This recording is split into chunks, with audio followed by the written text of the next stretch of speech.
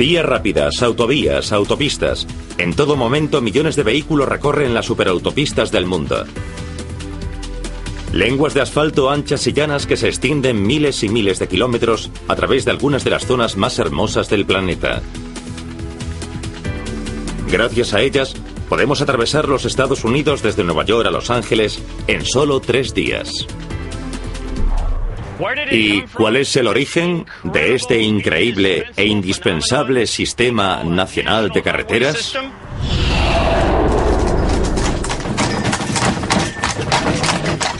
La respuesta es la antigua Roma. Hola, soy Michael Gillen y hoy recorreremos un sistema de carreteras con sus áreas de descanso, sus reclamos turísticos y todo lo demás. Algunas zonas, aunque incómodas, siguen siendo transitables después de 2300 años. Fantástico.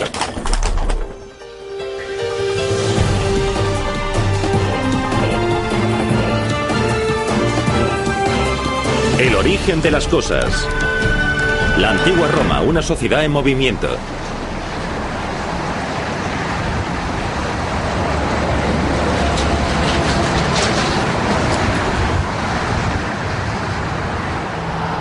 Yo nací y me crié en Los Ángeles, por lo que estoy acostumbrado a conducir por estas carreteras. Todas están muy bien construidas, pero esta en la que me encuentro ahora, la autopista Century, es especial. Recorre poco más de 27 kilómetros. Pero cuando fue inaugurada en 1993, marcó el comienzo de una nueva era para las autopistas. Tiene sensores para medir el tráfico en el interior del firme. Estos medidores regulan el flujo del tráfico. Y estas cámaras de circuito cerrado permiten a las autoridades estar al tanto de accidentes y otros problemas.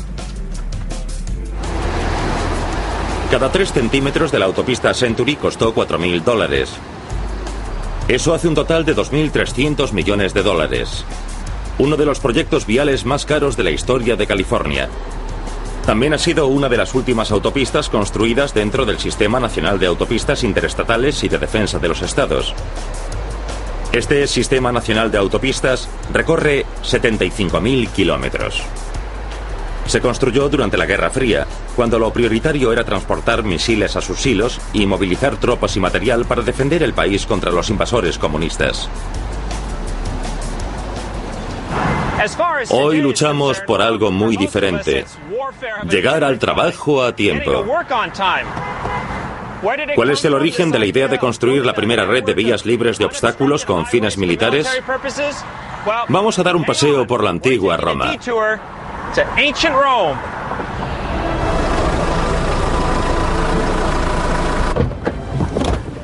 Los romanos fueron los primeros en construir el primer gran sistema de carreteras del mundo. Y aquí estaba su epicentro, el Foro. En la antigüedad, aquí se reunía el gobierno, era el centro del poder.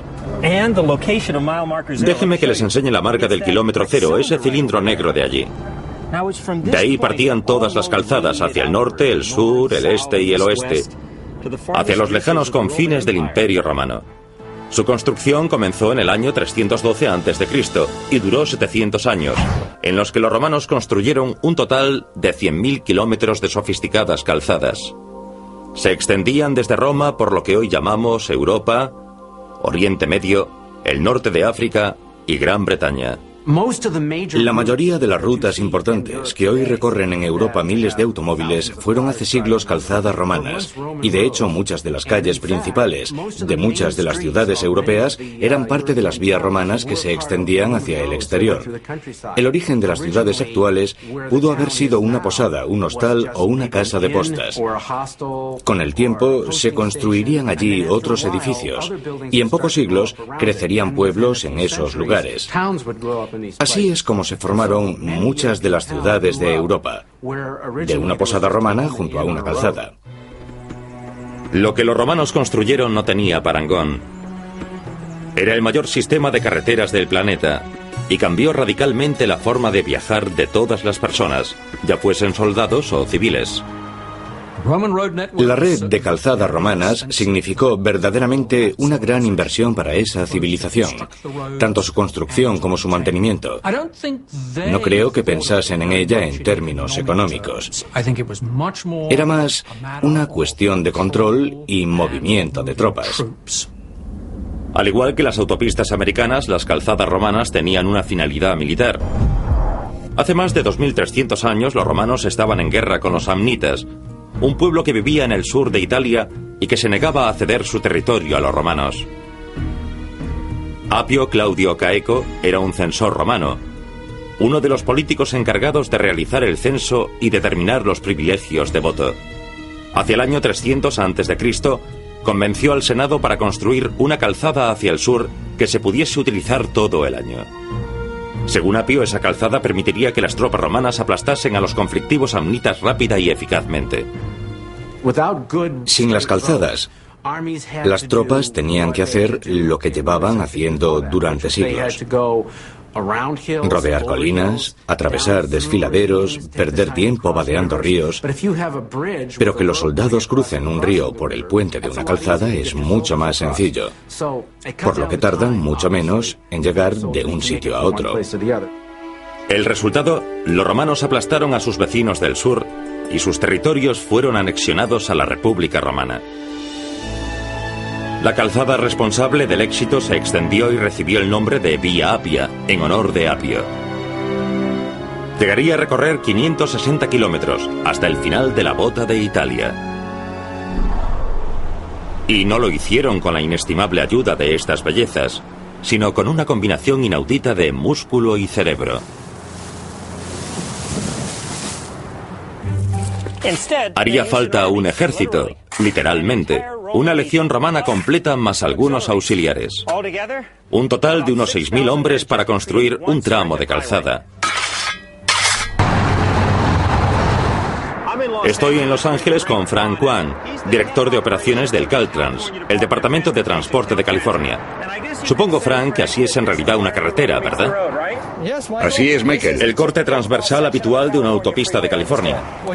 Se pueden ver todas las capas que hemos construido. Y justo más abajo hay otra que denominamos subbase. ¿Qué grosor tiene la subbase? De 30 a 45 centímetros según el tipo de construcción. ¿Y la que está encima? Eso es hormigón, es lo que llamamos pavimento de hormigón y que le da fuerza y permite soportar el tráfico. Parece tener un grosor de al menos 20 centímetros. Se acerca más a los 30. Así que toda la carretera tiene un grosor de más de 60 centímetros. Sí, esta sección de la estructura puede tener un grosor de más de 60 centímetros. ¿Cuánto dura una carretera como esta? Normalmente este diseño de pavimento de hormigón dura unos 20 años. Pero tenemos tramos de pavimento de hormigón que ya llevan entre 30 y 40. ¿Se parecerá al corte transversal de una calzada romana? Veámoslo. Los soldados romanos cavaban un foso que podía llegar a los 90 centímetros. Luego lo rellenaban con piedras grandes, comprimidas todo lo posible. Sobre ellas ponían una capa de piedras más pequeñas, a veces mezcladas con cal o mortero para impermeabilizarla. Y sobre ella una capa de grava o pequeñas piedras, también prensadas lo más posible. Y por último, las calzadas más importantes se cubrían con losas perfectamente colocadas y niveladas, como una tarta de 4 capas. Para rematar, los antiguos romanos solían abombar sus calzadas igual que lo hacemos hoy en día. Eso significa que el centro era ligeramente más alto que los arcenes para que el agua de lluvia fluyese hacia los lados. Los romanos utilizaban materiales de cada zona como lava petrificada, escoria de hierro o lo que tuviesen a mano. Así que podían utilizar rocas o piedras muy diferentes en el mismo trecho de calzada. El ancho de las calzadas romanas también era variable, y no todas estaban pavimentadas. Los romanos consideraban con mucho cuidado cuál era el mejor tipo de superficie, dependiendo de cada zona y del tráfico que fuese a soportar la calzada. Si no iba a soportar mucho tráfico, no valía la pena el esfuerzo ni la inversión de pavimentarla. Una superficie de grava podía servir. De lo que sí se preocupaban mucho era de que drenase bien, que se pudiese utilizar en cualquier estación del año sin ninguna dificultad. Ahora los legionarios romanos podían avanzar 30 kilómetros al día, algo totalmente inaudito, cargando más de 25 kilos de equipo a sus espaldas, hiciese el tiempo que hiciese. Y esto no es todo, pues 2000 años más tarde, y en otro continente, la idea de Apio inspiró a otro hombre con mentalidad militar, Dwight Eisenhower. Como general en la Segunda Guerra Mundial, Eisenhower había presenciado directamente las ventajas militares de una Autobahn, la versión alemana de las calzadas romanas.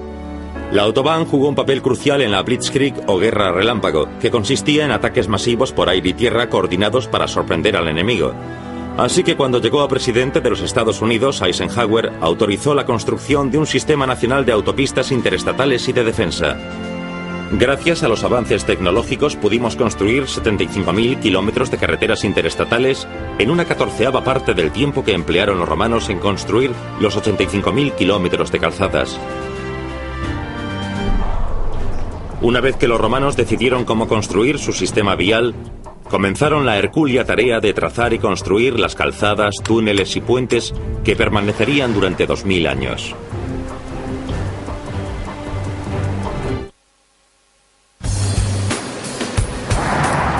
Tener la idea de construir un gran sistema de carreteras es una cosa. Saber hacerlo es otra bien distinta. No se trata de empezar a pavimentar tramos de tierra. ¿Cuál es el origen de la tecnología y los conocimientos necesarios para construir un sistema complejo de carreteras? Los antiguos romanos. Los ingenieros de camino romanos se parecían a los civis, los batallones de construcción de la armada. Construir, combatir. Desde la Segunda Guerra Mundial, estos especialistas en construcción rápida han demostrado su pericia como ingenieros en zonas de guerra de todo el mundo. Al igual que los soldados que construían las calzadas en la antigua Roma, los civiles se organizan en batallones de construcción. Ellos sí que saben construir carreteras y puentes e incluso pistas de aterrizaje. Hay que compactar desde aquí y demoler esta colina. Al igual que los civiles, los antiguos romanos hacían muchos preparativos. Hola, amigos. Hola, ¿cómo estás? Primero hacían una inspección minuciosa del terreno sobre el que iban a construir la calzada. Después, un agrimensor, arquitecto e ingeniero trazaba un plan detallado como este. Porque entonces, de esas tres tareas, agrimensor, arquitecto e ingeniero, se encargaba un solo hombre. Los agrimensores romanos estaban especialmente dotados para encontrar las mejores rutas.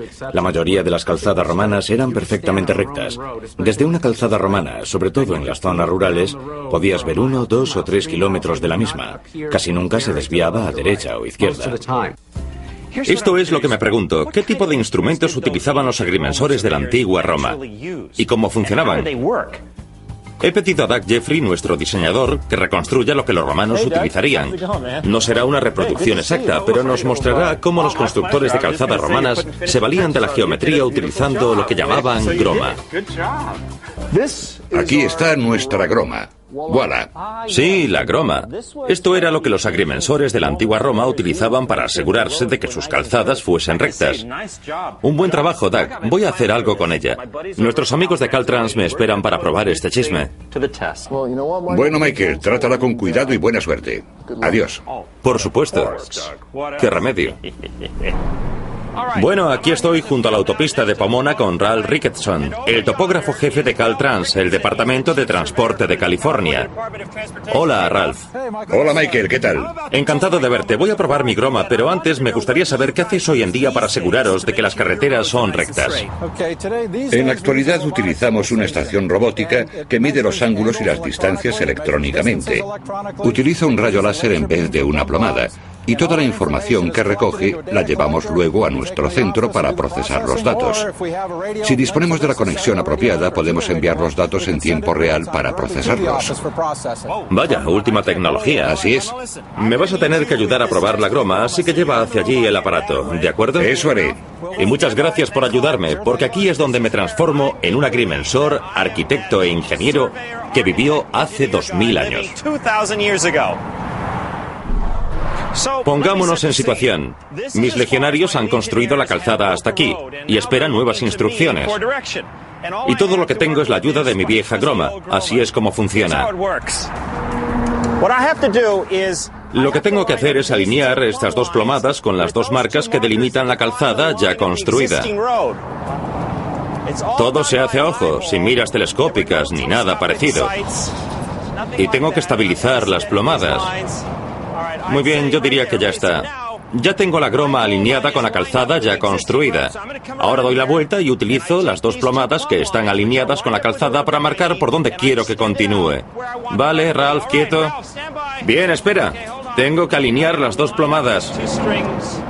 Un poco a la derecha. Demasiado, un poco a la izquierda. Vale, ahí es.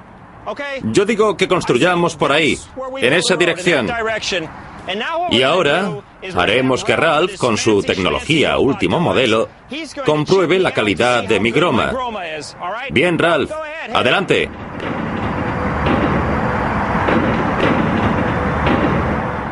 ¿Qué tal lo he hecho? Bien. 1,27 centímetros. Increíble, un punto para la antigua tecnología. Increíble. Gracias, Ralph. Un placer. Y muchas gracias, groma. Cuando construyes decenas de miles de kilómetros de carreteras, lo normal es encontrar obstáculos. Ríos, pantanos, desfiladeros y cosas así. En ese sentido, los ingenieros de caminos actuales lo tienen fácil. ¿Quieres construir una carretera sobre un desfiladero? No hay problema. Tienes programas de ordenador que te ayudan a diseñar un puente. ¿Quieres construir una carretera sobre un pantano? Tienes máquinas para anclar la carretera en el fango. ¿Quieres atravesar una colina? Tienes dinamita. Lo que me pregunto es, ¿cómo se enfrentaban los ingenieros de la antigua Roma a estos obstáculos sin esas herramientas? Si la otra opción era desviarse kilómetros de su ruta, se abrían paso entre las montañas y construían túneles. Aquí en la Vía Flaminia me resulta fácil verme como un ingeniero de caminos de hace 2000 años. El trabajo va sobre ruedas y de repente me encuentro con este gigante. Pues tengo tres opciones. Puedo continuar la calzada sobre la montaña, alrededor de la montaña, o sí, a través de la montaña. Pero ¿cómo lo hago si no existe la dinamita ni la maquinaria pesada? A la antigua usanza. Es muy interesante cómo se construyeron estos túneles. Traían un gran grupo de trabajadores hasta la pared de roca que querían perforar. Construían hornos y grandes hogueras y los ponían muy cerca de la roca para calentar la misma. Luego traían agua, vinagre o una mezcla de ambos y lo lanzaban a la roca. Por efecto de la expansión y la contracción, la roca se ablandaba. Entonces los obreros corrían hasta la roca y la rompían con martillos y cinceles. Me pica la curiosidad, veamos. Ya ven, dada la enormidad del reto, yo diría que posiblemente la mayoría se rendiría tras un par de intentos. Pero los antiguos romanos no, y hay que reconocer su mérito, porque tras años y años de cavar a mano, este era el magnífico resultado, con arco y todo. El túnel de Furlo, terminado durante el mandato del emperador Vespasiano, en el año 76 de nuestra era. Increíble.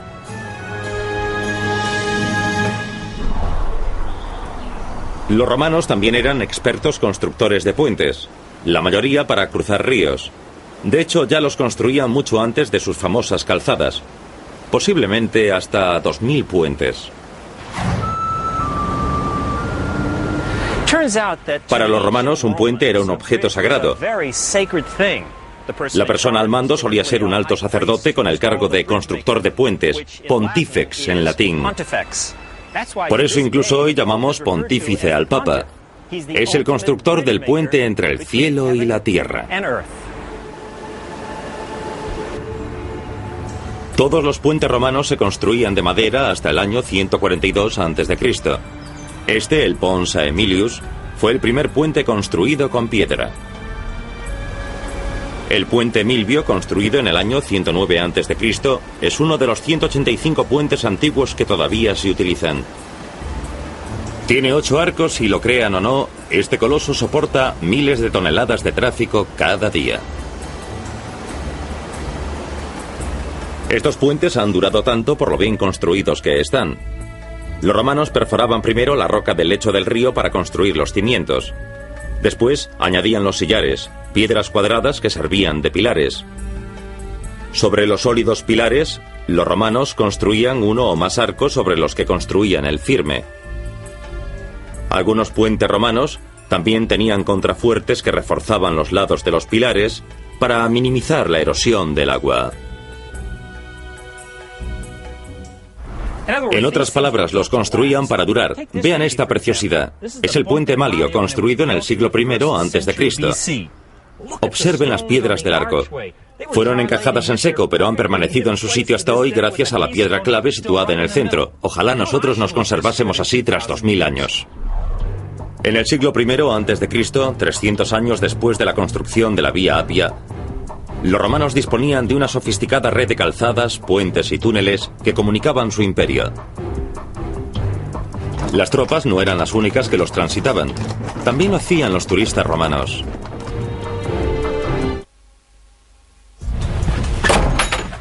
El automóvil es mi medio de transporte favorito. En mi opinión, es el mejor modo de captar el paisaje. Y no soy el único. Este año los estadounidenses harán más de 930 millones de viajes en coche. Y si ustedes creen que es un fenómeno moderno, se equivocan. Hace 2000 años a los romanos también les encantaba echarse a la carretera. Durante la Pax Romana, la larga época de paz y prosperidad entre el año 30 a.C. y el año 180, los romanos que se lo podían permitir recorrían grandes distancias para estudiar fuera o visitar lugares de interés. Estos pioneros tenían incluso su propia lista de visitas indispensables, que incluía célebres monumentos griegos y romanos, campos de batalla y lugares citados en la mitología. Para los romanos, los mitos y las leyendas eran algo muy real. No eran mitos, sino historia, tan reales como los Césares o Alejandro Magno. Así que viajaban por el Mediterráneo visitando el lugar donde había nacido Hércules, la espada de Ulises y la armadura de Aquiles. Cuando planifico un viaje en coche con mi familia, suelo ir a una librería y comprar todo tipo de mapas y guías, incluida la famosa TripTik. La verdad es que me sorprendió descubrir que los antiguos romanos hacían más o menos lo mismo. Había guías para todos los destinos populares que sugerían a los romanos qué ver y qué hacer. El autor de una antigua guía de viajes sobre Grecia en 10 rollos de papiro tardó entre 20 y 30 años en escribirla. ¿Cuáles eran los destinos que un turista romano no se podía perder? Muchos de ellos eran lo que hoy llamamos las maravillas de la antigüedad. Las pirámides, el faro de Alejandría, el coloso de Rodas o la estatua de Zeus en Olimpia. Lo mejor de la antigua Roma fue que determinaron los lugares importantes, las grandes atracciones turísticas del Mediterráneo. Básicamente establecieron la ruta turística que aún seguimos 2000 años más tarde. Los romanos también sacaban tiempo para otras atracciones como navegar por el Nilo, consultar a astrólogos o presenciar cómo los egipcios embalsamaban un cuerpo. Incluso la Esfinge se convirtió en una atracción turística. La mitad del monumento estuvo cubierta de arena hasta el año 55, en que un mandatario romano ordenó limpiarla para que los viajeros disfrutasen más de la vista. El ser humano parece tener tendencia a dejar una marca en los lugares que ha visitado, y los romanos no eran una excepción. En las pirámides solían contratar a canteros profesionales para que grabasen algo en la roca. Una de las inscripciones que más les gustaba dejar como recuerdo de su visita era maravilloso. Incluso había una en el Valle de los Reyes que decía más que maravilloso. No se preocupen por mí, solo estoy trazando mi itinerario. Estos aparatos son geniales porque no solo me indican cómo llegar a mi destino, sino también qué ver y dónde alojarme durante el trayecto. Es lo último en tecnología, pero el concepto es muy antiguo. Vean, por ejemplo, este mapa conocido como tabla de Peutinger. Es una copia fiel de un antiguo manuscrito romano realizada por unos monjes del siglo XIII y que estuvo perdido varios siglos, hasta que fue encontrado a finales del siglo XV y entregado a un noble llamado Conrad Peutinger. La tabla de Peutinger es un pergamino muy largo que básicamente indicaba dónde alojarse desde lo más económico a lo más lujoso. En vez del sistema de estrellas que se utiliza hoy, como en la guía Michelin, utilizaban estos símbolos, estos iconos. Para un hotel muy bueno, 4 paredes, algo muy fácil de identificar. Los más baratos eran una simple torre, que podía significar una cuadra o una posada muy sencilla. El mapa mide 34 centímetros de ancho y casi 7 metros de largo, y muestra el sistema de calzadas romanas en el siglo IV. Por aquel entonces, más de una docena de rutas conectaban Roma con las 4 esquinas del imperio. Los números romanos representan la distancia entre ciudades en millas romanas. La palabra milla deriva de mille en latín, ya que una milla romana equivalía a 1000 pasos de un soldado romano.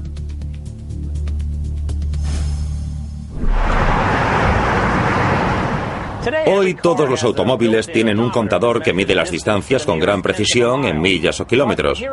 Una vez más, los romanos ya tenían un contador que medía las distancias de un modo muy ingenioso, utilizando algo llamado cálculi.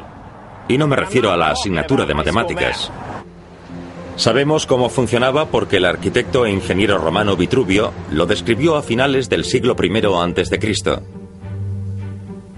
Tenía curiosidad por ver un contador antiguo en funcionamiento. Un odómetro, Doug. Haz magia. He pedido al diseñador Doug Jeffrey y al fabricante jefe Ryan Fott que construyan una réplica del odómetro romano y ver cómo funciona. Creo que eso te lo dejo a ti, Ryan. Sabemos que era una estructura con 2 ruedas de carro normales conectadas a una compleja serie de engranajes. Después de cada milla romana, los engranajes dejaban caer un guijarro, cálculos en latín, en un recipiente. Nos han dicho que Leonardo da Vinci intentó construir uno y fracasó. Michael dijo algo sobre una rueda de 1 metro que guíe esta carreta, ¿correcto? Construiremos una carreta. Las vueltas de la rueda harán girar un engranaje que hará girar otro engranaje que seguramente hará girar algunos engranajes más. Y cuando hayamos recorrido un par de kilómetros tiene que caer un guijarro, ¿correcto? Exactamente. Abandono. Comenzaré por la estructura.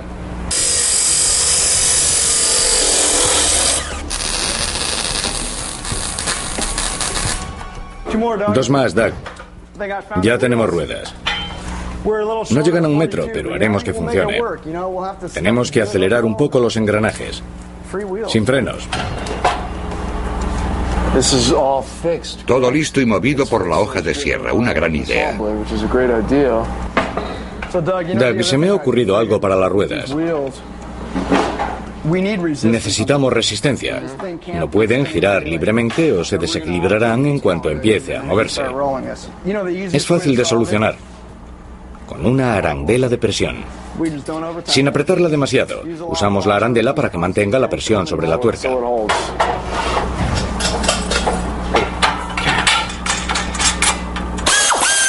Me encanta ese sonido.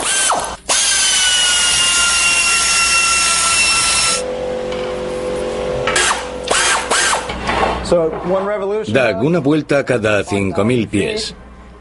Y otra adentro. Listo, es toda una belleza. Hola, Doug, ¿cómo va eso? Bien, Michael, gracias por venir. Hola, Ryan. Bueno, parece obra del mismísimo Leonardo da Vinci. Gracias. Pero da Vinci no lo logró, y Ryan y tú sí. Enhorabuena, estoy impresionado. Es precioso. Muy amable. Este sí que ha sido todo un reto. Ya lo creo. Sí, hasta me dio dolor de cabeza, pero creo que lo conseguimos. Bueno, he venido para llevármelo de aquí. Vamos a hacer unos kilómetros. Tenemos mucha fe en él. Y yo tengo mucha fe en vosotros. Vamos allá. Así es como debería funcionar. Les aseguro que es muy ingenioso. Cuando esta supuesta rueda de carro gira, esta pequeña lengüeta de metal engancha el engranaje, ¿lo ven? Y lo hace avanzar un poco.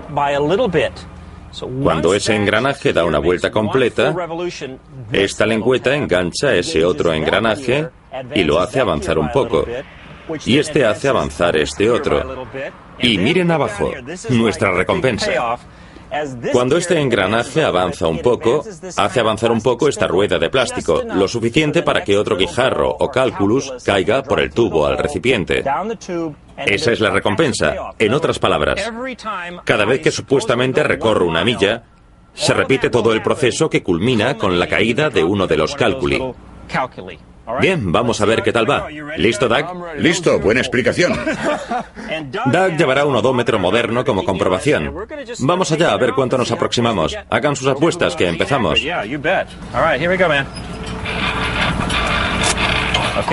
El engranaje avanza un poco y mueve los siguientes engranajes poco a poco para que vayan cayendo los cálculi.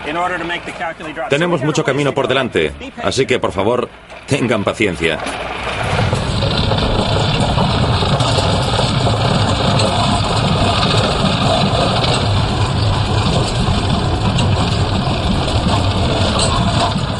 Tengo curiosidad por ver... Vaya, eso ha sido un bache. Vale, el cálculo se ha caído. Lo que significa que hemos recorrido una milla. ¿Qué indica el odómetro? 3512.7. Esos son 3.512 pies, no llega a una milla. No es perfecto, pero ¿sabes una cosa? Tienes algo a tu favor. Primero, Leonardo da Vinci no lo consiguió. ¿Estuvo cerca? Y segundo, recuerda que la milla romana equivalía a unos 5.000 pies, no a los 5.270 de la milla moderna, ya que se basaba en 1.000 dobles zancadas de un soldado romano. Aunque nuestro primer intento de recrear un odómetro romano se quedó corto por unos 1.500 pies, creo que ha servido para mostrar el ingenio de la antigua tecnología. Gracias. No hay de qué. Gracias por intentarlo. Con el mundo a sus pies y unas calzadas increíbles a su disposición, ¿cómo era la vida de un intrépido viajero romano en la carretera? Intentaremos reproducir un viaje por carretera del siglo I. Tenga su contrato y sus llaves. Todo listo. Muchas gracias. Que lo disfruten. Gracias. Hoy en día, si quiere hacer un viaje en coche y no dispone de uno, puede alquilarlo en un sitio como este. ¿Qué? ¿Creen que se trata de algo nuevo? Por favor, amigos romanos, paisanos, alquílenme cualquier cosa. Un ciudadano romano podía alquilar un vehículo en la puerta de una ciudad y dejarlo en otra. Los historiadores no saben si te cobraban recargo por hacerlo, pero sí que tenían a su disposición carretas, carros, carruajes, mulas, caballos y conductores. Y las mismas opciones que hoy, de tipo económico, normal o de lujo. Había todo tipo de vehículos a disposición de los turistas. Podías alquilar un carro tirado por un par de mulas o la versión de lujo con que los ricos viajaban desde Roma, con compartimentos para dormir entre almohadas de plumas, asientos móviles para disfrutar de las vistas y mesas para jugar a los dados. Les encantaba jugar mientras viajaban. Podías escoger desde lo más barato a lo más lujoso. Muy bien, vale, lo admito, he alquilado un deportivo. La mayoría de los romanos viajaban en carros cubiertos. ¿Cómo era recorrer las calzadas hace 2000 años en un carro? Pues ya lo ven, ni suspensión ni amortiguadores. Por lo tanto, hacer un viajecito por las calzadas romanas era agotador. Los conductores tenían que parar muy a menudo a descansar y reparar los carros. Vaya, se podía mejorar el viaje. Los conductores solían llevar una de las ruedas por la gravilla de la acera relativamente llana. y la otra por la incómoda calzada. Pero a las autoridades les parecía demasiado peligroso. ¿Y qué hicieron? Instalar los primeros resaltos de la historia para controlar la velocidad. Hicieron poner piedras más altas en los bordillos cada 100 metros más o menos, lo bastante altas como para detener el eje de un carro y sobre todo como medida disuasoria. No creo que la velocidad fuese importante en los viajes de la antigüedad, sobre todo por tierra. Las calzadas eran buenas, pero no se recorrían más de 30 kilómetros. Si no, el viaje no resultaba cómodo. Por lujoso que fuese el carro, no disponía de ballestas. También hacían mucho ruido. El aceite de oliva con el que engrasaban los ejes era tan caro que solían ahorrárselo, por lo que el ruido de los ejes resultaba muy molesto. Hoy, si usted o su coche se hartan de la carretera, todo lo que tiene que hacer es parar donde vea un cartel de gasolina, comida y alojamiento. Lo mismo hacían los romanos. Construyeron establecimientos para descansar cada 15 o 30 kilómetros de carretera.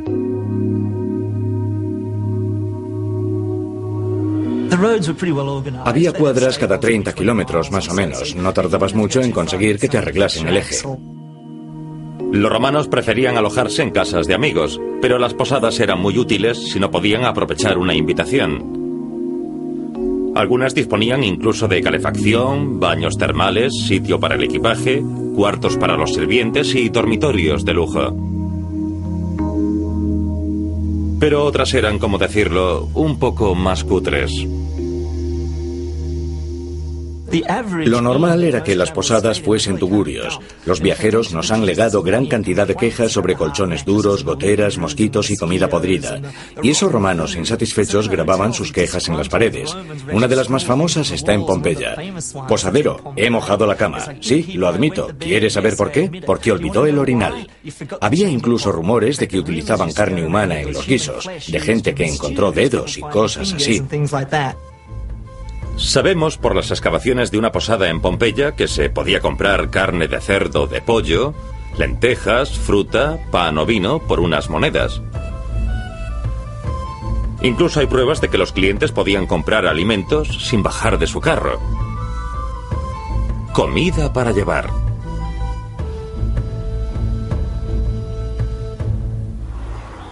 A mí, cuando disfruto de un viaje y de estos lugares, me gusta compartir mis experiencias con mis amigos cuando vuelvo a casa. No tenemos constancia de que los antiguos viajeros romanos escribiesen postales, pero sí sabemos que escribían cartas. Escribían a sus seres queridos diciendo, he llegado bien. Y los enamorados se mandaban cartas diciendo, no desesperes, volveré pronto. Hay una de una mujer cuyo marido lleva mucho tiempo viajando por los desiertos de Egipto que le dice, ¿qué demonios te pasa? ¿Por qué no vuelves, vago? Ese turista romano no podría haber usado la excusa de que se había perdido, ya que las antiguas calzadas romanas, como las carreteras de hoy, estaban bien señalizadas con indicaciones que daban información precisa. Estos miliares indicaban la dirección hacia una ciudad y su distancia, y también el nombre de la persona que había construido o financiado la calzada. A menudo se colocaban noticias en los cruces, como las actuales pantallas de nuestras actuales autopistas. Algunos historiadores creen que esos antiguos paneles informativos fueron el origen de la palabra trivial, ya que en latín llamaban trivia a las intersecciones de tres caminos. Cuando los viajeros romanos regresaban a Roma, se encontraban atascos de tráfico de proporciones bíblicas. Intentar evitarlos era una cuestión espinosa para los políticos.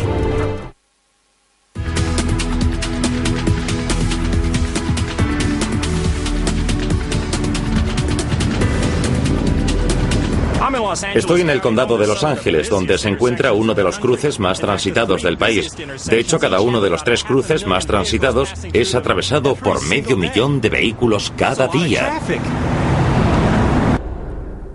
Un turista normal del siglo I regresaría a Roma de un viaje de placer por una de las 4 calzadas principales: la Vía Apia, la Vía Latina, la Vía Flaminia o la Vía Aurelia. En la Vía Apia los viajeros tendrían que ver tumbas junto a la calzada.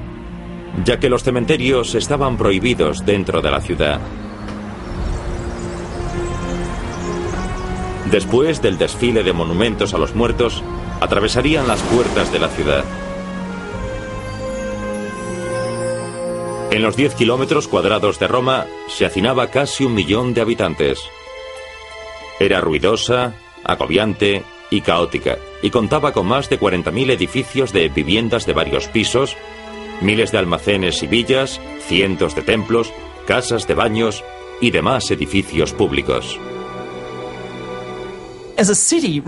No había nada parecido a Roma en el mundo antiguo. Era 10 veces más grande que Atenas, mayor que la antigua Babilonia. De hecho, no se alcanzaría la densidad de población de Roma hasta 2000 años más tarde, hasta que en la década de 1890, Manhattan y el Lower East Side llegaron a estar tan poblados como la Roma del siglo I. En lugar de las rectas calzadas que se podían ver fuera de Roma, la ciudad era un laberinto de calles atestadas e intrincadas callejuelas. Por su propia condición de ciudad más grande del imperio, Roma era célebre por sus problemas de tráfico. Nadie en su sano juicio conduciría un carro por Roma a ninguna hora. Dejarías el carro a las puertas de la ciudad y harías el resto del camino a pie o en mula, en litera o en silla de manos, si te lo pudieses permitir. Los Ángeles también sabe lo que son los problemas de tráfico. Casi 1000 kilómetros de carreteras congestionadas, todas controladas desde aquí. La central de Caltrans, con su complejo sistema de cámaras, sensores y ordenadores. Impresionante, pero no demasiado original. ¿Cuál es el origen del control del tráfico? Pues la necesidad. Las calles de la antigua Roma eran un verdadero caos, por lo que las autoridades comenzaron a aplicar las primeras leyes de tráfico de la historia. ¡Mamma mía! Las calles de la propia Roma, las de dentro de las murallas, estaban congestionadas en aquella época. A Julio César le preocupaba tanto que, durante su dictadura, quiso arreglarlo y ordenó que dentro de las murallas no hubiese tráfico rodado durante las primeras 10 horas del día. Probablemente eso conllevó que se congestionase durante la tarde y la noche. Y recordemos que era una sociedad sin policía de tráfico, sin semáforos, sin alumbrado público, sin luces en los vehículos. Seguro que se produjeron algunos accidentes muy interesantes durante la noche. Los peligros de las calles de la antigua Roma. Lo mismo que hoy en realidad. Accidentes, denuncias y demás. Resolver el problema del aumento de tráfico era y sigue siendo una de las prioridades de los urbanistas y los ingenieros de tráfico. Pero lo cierto es que las grandes ciudades no pueden sobrevivir sin grandes carreteras y autopistas que las abastezcan. Irónicamente, las célebres calzadas que ayudaron a construir el Imperio Romano serían también utilizadas por los francos, los vándalos, los visigodos y otros pueblos para atacar las ciudades y los pueblos romanos. Tras una era memorable que abarcó un milenio, Roma llegó a su fin a finales del siglo V. Las incursiones bárbaras, la peste e incluso un brote de malaria hicieron estragos en la sociedad romana e inevitablemente en las calzadas romanas.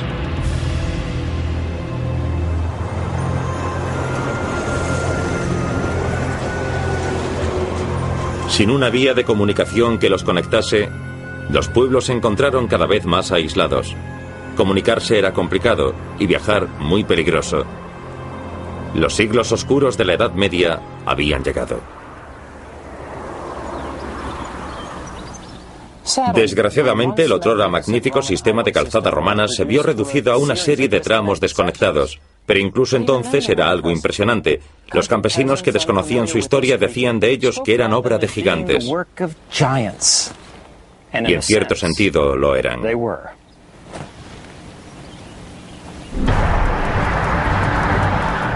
Soy Michael Gillen. Nos vemos en el próximo programa de El origen de las cosas.